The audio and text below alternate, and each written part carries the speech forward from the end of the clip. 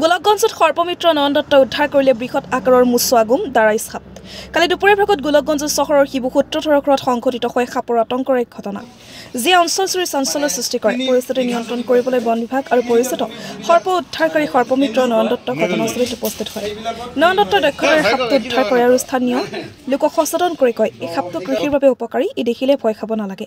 ঘটনাৰ খবৰত সাপটো বন বিভাগৰ তত্বাৱধানত পশু চিকিৎসালয়লৈ লৈ যোৱা হয়। য'ত চিকিৎসকে সাপটোক প্ৰাথমিক চিকিৎসা আগবঢ়াই পৰৱৰ্তী সময়ত বনাঞ্চলত মুকলি কৰি দিয়াৰ কথা জনায়।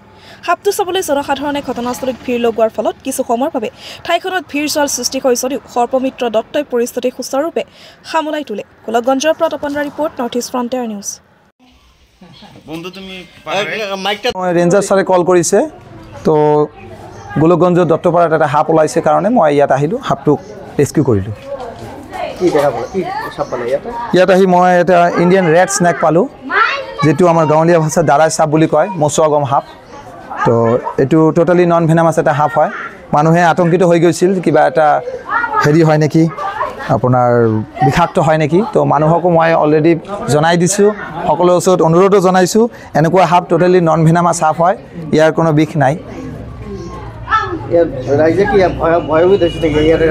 অঁ, ৰাইজে অলপ ভয়ভীত হৈছিল। পিছত মই আহি জনোৱাৰ পিছত মানুহে গম পালে, ৰাইজে গম পালে। মই ৰাইজৰ ওচৰত এটাই অনুৰোধ জনাওঁ, যদি কোনোবা জেগাত আপোনালোকে সাপ দেখা পায়, লগে লগে ফৰেষ্ট ডিপাৰ্টমেণ্টত খবৰ দিয়ক, আৰু ফৰেষ্ট ডিপাৰ্টমেণ্টৰ মানুহ আহি ৰেস্কিউ কৰিব। সিহঁতৰ ওচৰত ৰেস্কিউৰ নাথাকিলে সিহঁতে মোক কল কৰে, মই আহি ৰেস্কিউ কৰোঁ।